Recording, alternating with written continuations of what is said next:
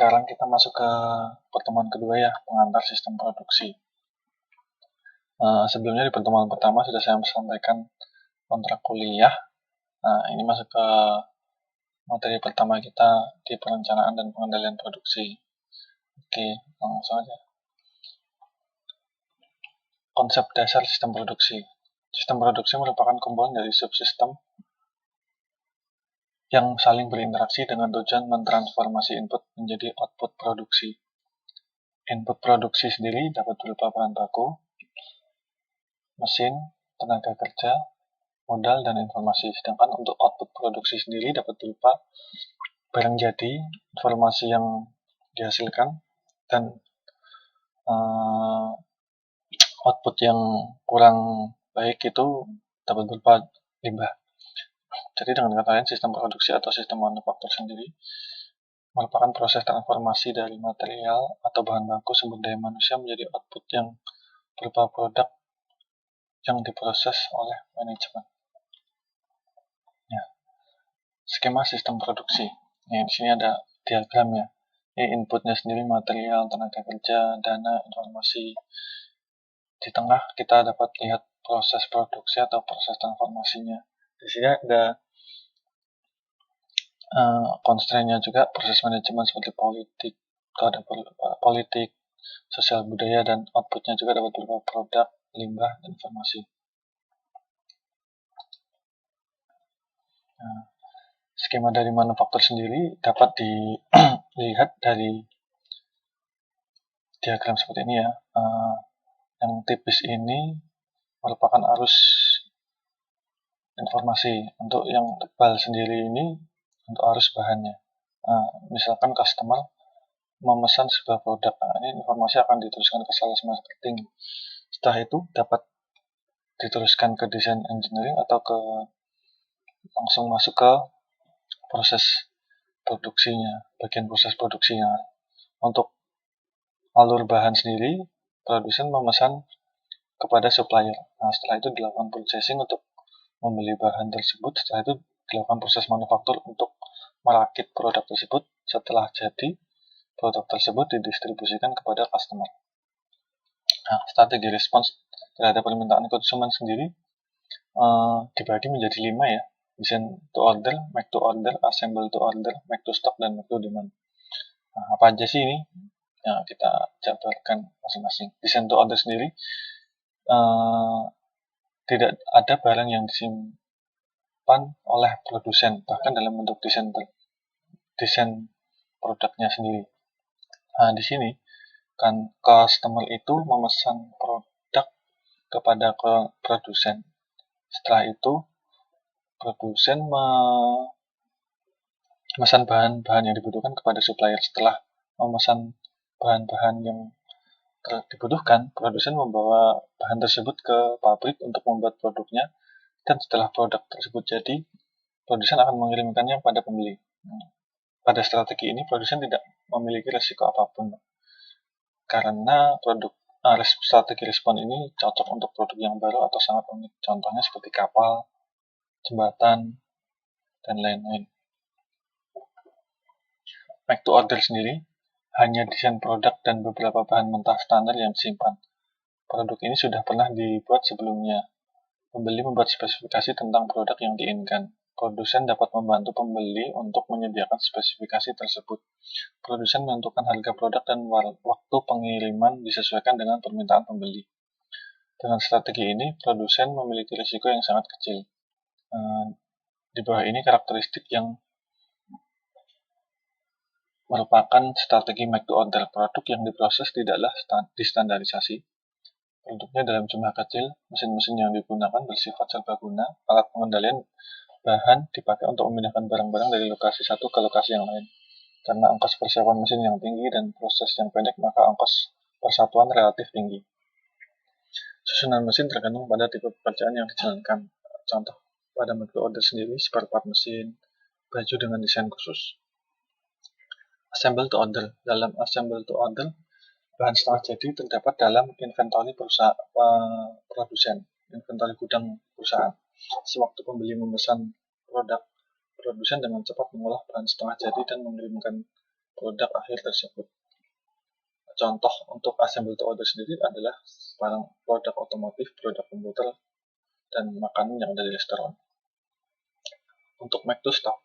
Make to stock ini produsen menyimpan barang yang sudah jadi di dalam gudang untuk pengiriman dengan segala. Nah, ini menerapkan sistem inventory ya, atau pergudangan, penyimpanan di gudang. Produsen menentukan produk, menyediakan bahan mentah, dan membuat barang jadi untuk disimpan. Pembeli memesan produk jika harga dan spesifikasi telah disetujui. Nah, contoh untuk make to stock sendiri adalah mainan pakaian yang ada di mall dengan ukuran yang XL, S, ML itu sendiri kan biasanya pasti diproduksi tidak satu pieces. Make to demand, ini strategi jawaban permintaan yang sangat fleksibel yang dapat mengirim produk perusahaan dengan kualitas dan waktu pengiriman sesuai dengan yang diinginkan pembeli. Nah, strategi desain proses manufacturing.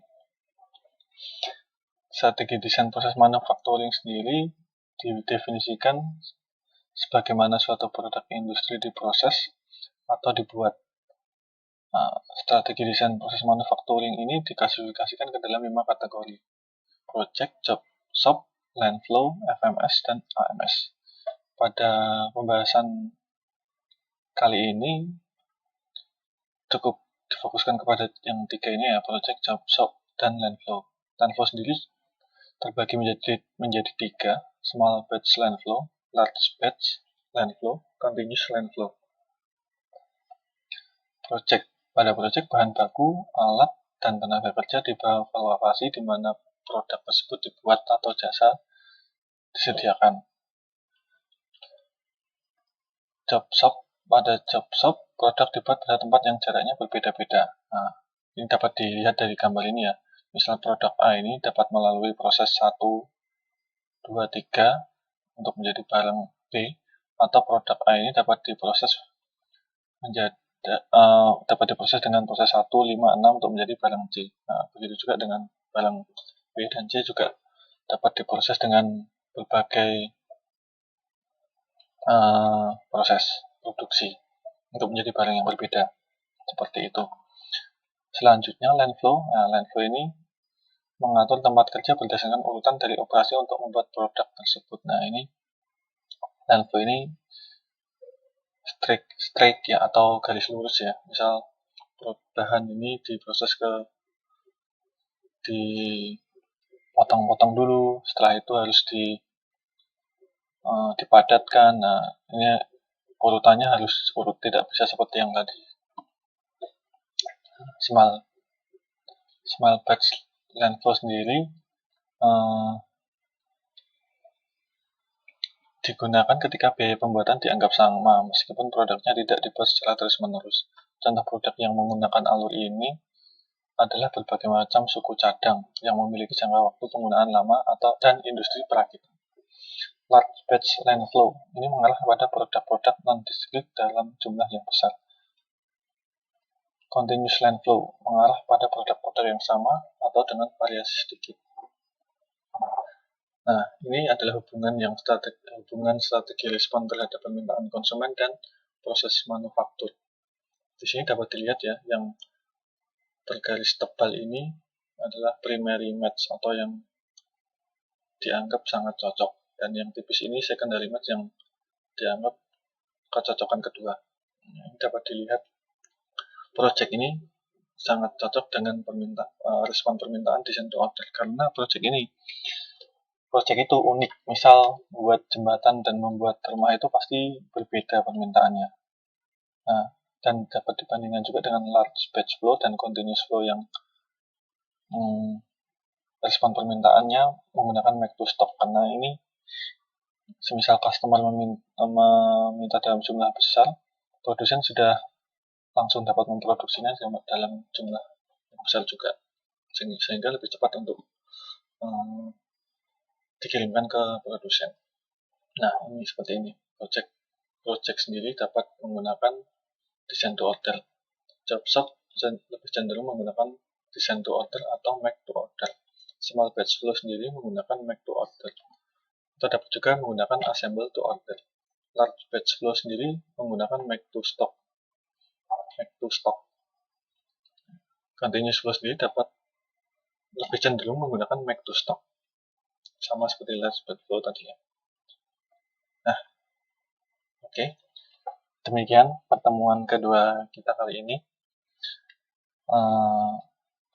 Nanti kalau misalnya ada yang masih kurang jelas dapat WA ke grup atau WA saya ya, tapi di jam kantor, di jam kerja.